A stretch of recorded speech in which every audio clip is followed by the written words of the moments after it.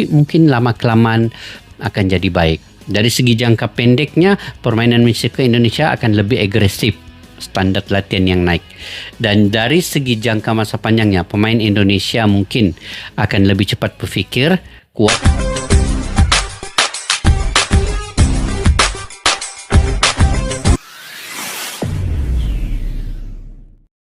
Assalamualaikum dan salam persaudaraan. Selamat bertemu kembali guys di channel Askalani Studio. Okay, apa kabar semua? Semoga dalam keadaan sehat walafiat, dimurahkan rezeki dan juga diberikan kesuksesan dalam apa jua yang kalian usahakan guys. Okey. Shin Tae-yong telah tiba di Indonesia. Mantan pelatih timnas Indonesia telah tiba di Indonesia ya. Dikabarkan bakal menangani atau menjadi director technical untuk football 7 atau mini soccer di Indonesia. Jadi ini berita terkini yang ingin saya reaksi dan ingin saya ulas bagaimana pro dan kontranya, karena kapasitas coach Shin Tae-yong ini sebenarnya adalah lebih besar. Beliau merupakan mantan pelatih timnas Indonesia. Jadi wajarkah beliau ini untuk menjadi director technical untuk mini soccer, yang mana mini soccer ini adalah lebih kecil ketimbang dengan sepak bola yang biasa. Apapun guys, saya ingin mendefinisikan sebentar terkait dengan mini soccer ini. Apakah yang dimaksudkan dengan mini soccer dan bagaimanakah mini soccer ini akan menjadi popular nanti? Karena ramai yang bertanya-tanya sebenarnya mini soccer ini yang kayak gimana. Okey, football 7 ini berbeda dengan mini football yang di Indonesia ini memiliki dua organisasi, iaitu Federasi Sepak Bola Mini Indonesia FSMI dan Komite Sepak Bola Mini Indonesia KSMI. Mini football ataupun sepak bola mini dimainkan formasi 6 lawan 6 ataupun 7 lawan 7. FSMI pula bergerak di bawah payung WMF ataupun World Mini Football Federation. Dan pada tahun 2025 yang lalu, Timnas Mini Football Indonesia tampil di ASEAN Mini Football Nation Cup edisi tahun tersebut. Ketika itu Garuda menembus final ya. Hanya takluk oleh Iran sang juara dengan skor 2-3 di Al-Hira Beach, Dubai. Wow, nampaknya Indonesia juga tidak kurang hebatnya dalam mini soccer football 7 ini. Okey guys, kita simak dulu video ini sebelum saya memberikan ulasan lagi panjang di akhir video nanti terkait dengan keterampilan Shin Tae-yong menjadi director technical untuk mini soccer football Indonesia ini. Yuk kita semak dulu video ini.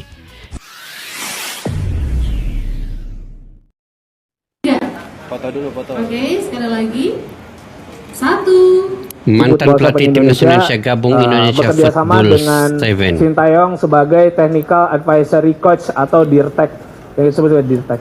Di mana tujuan itu adalah kita juga memandang bahwa sosok Coach Shin Tae-yong itu akan kita jadikan sebagai pembina di mini soccer Indonesia, sehingga para pelatih, coach staff dan lain segala macam nanti ke depan itu akan mengikuti filosofi perkembangan sepak bola ala Shin Tae-yong. Yang mau saya klarifikasi, yang pertama, Coach Shin bukan sebagai head coach.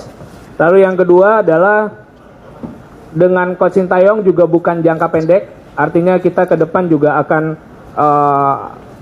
bekerja sama kembali, tidak hanya untuk kepentingan ke Roma Italia, tapi juga ada beberapa proyek yang sedang kita siapkan, termasuk salah satunya adalah Piala Dunia Football 7 di tahun 2027. Yang kedua, dari sisi mandat internasional, hari ini federasi kita adalah Federasi Football 7. Jadi bukan federasi yang lainnya yang berkeliaran sana di luar sana.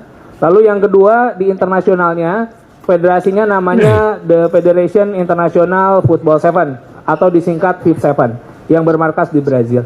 Ini dia jabatan resmi Shin Tae-yong, bukan sebagai pelatih tapi sebagai Technical Advisory Coach. Kalau menurut pendapat gue ini seperti DIRTEC di sepak bola, bukan langsung turun ke lapangan melatih, tapi lebih ke ngasih filosofi, pembinaan, mungkin juga edukasi ke pelatih-pelatih. Jadi lebih ke big picture-nya guys. Mungkin juga nanti dalam perekrutan pemain timnas. Dan dari informasi yang gue baca, Sintayong dikontrak jangka panjang. Bukan cuma turnamen dekat Intercontinental Cup yang di Italia, tapi lebih jauh lagi Piala Dunia 2027. Dan lagi-lagi ini Sintayong dikontrak oleh IF7F, salah satu organisasi mini soccer yang ada di Indonesia, Indonesia Football 7 Federation. Yang hari ini juga ketua umumnya diperkenalkan, yaitu Jenderal Dudung Abdurrahman, yang sekarang memiliki jabatan sebagai staf khusus Presiden Bidang Pertahanan. Good luck untuk Coach Sintayong dan Pak Dudung sebagai Ketua Umum IF7F.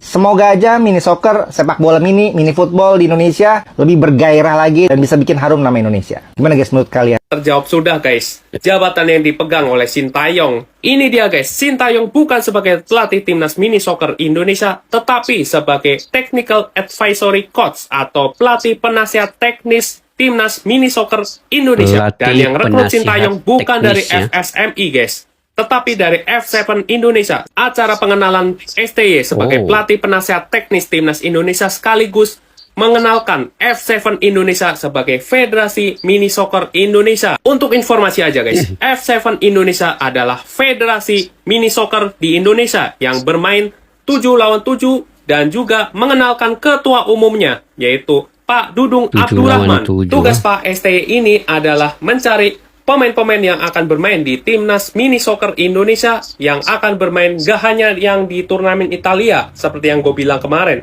tetapi untuk Piala Dunianya guys. Gimana menurut kalian?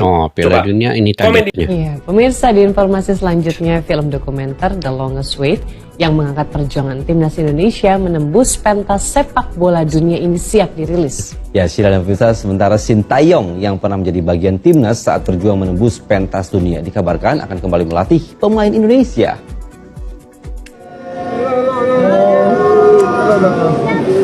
Coach Sintayong sudah kembali. Mantan pelatih timnas sepak bola Indonesia, Sintayong langsung bergegas menuju kendaraannya begitu tiba di Bandara Soekarno-Hatta. STY rencananya akan melatih pesepak bola Indonesia di pertandingan internasional 7 lawan 7 atau Football 7 yang jadi salah satu varian mini soccer.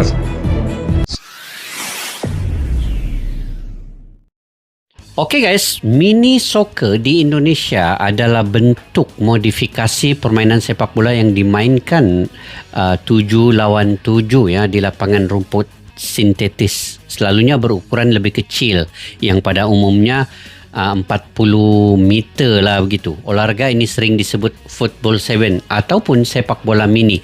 Yang mana mini soccer popular karena intensitas yang tinggi, santai dan teknis. Berikut adalah poin-poin penting yang cuba ingin saya berikan terkait dengan mini soccer ini, yang mana pemain dan lapangan biasanya dimainkan oleh 7 lawan 7 dan lapangan lebih kecil dari stadium standarnya namun lebih besar daripada futsal dan menggunakan gawang berukuran kecil.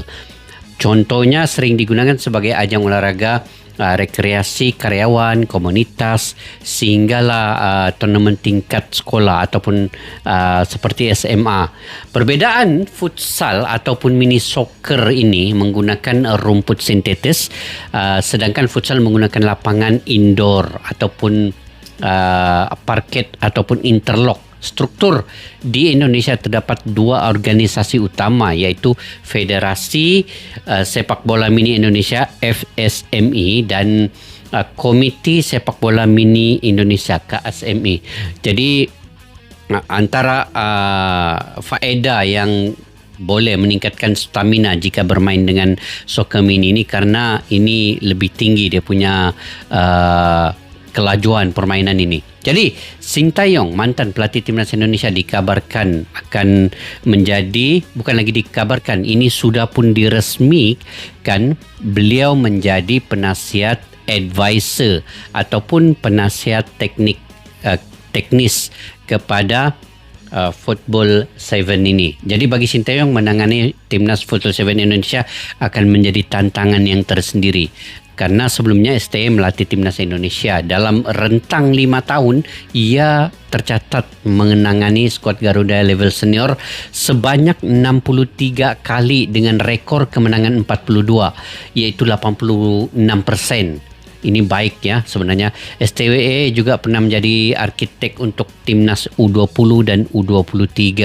Jadi Sintayong sempat sebelum ini menangani Ulsan HD tetapi cukup singkat, iaitu 2 bulan dengan 2 menang, 4 seri dan 4 kalah dalam 10 laga. Jadi kenapa STY ini sesuai untuk mini soccer?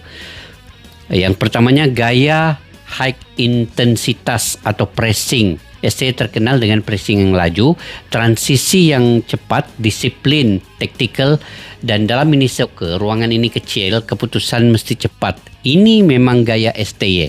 Kedua, fokus dan teknik individu. Mini soccer ini perlukan bola kontrol yang baik, yang ketat, first touch cepat, kemudian passing pendek tepat, dribbling dalam ruang yang sempit.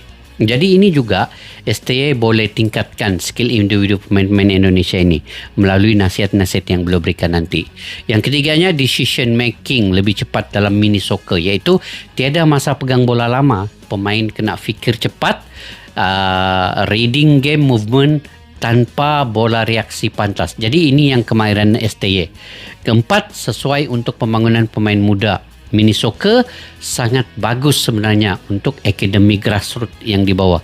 Jadi pembangunan talenta muda ini, jika STY secara langsung terlibat menjadi penasihat, director, advisor ini, maka ini akan lebih baik. Jadi dari segi pro dan kontranya, dari segi pro-nya, skill pemain mungkin akan meningkat dengan lebih cepat di bawah nasihat-nasihat daripada STW ini. Jadi pemain-pemain akan laju berfikir ya, karena permainan ini sesuai dengan intensitas permainan yang tinggi, sesuai untuk jangka masa yang panjang, dan itu lebih jelas bagi STY. Kemudian daripada segi kontranya, kemudian gaya STY ini mungkin terlalu keras untuk label mini soccer yang overtraining ini.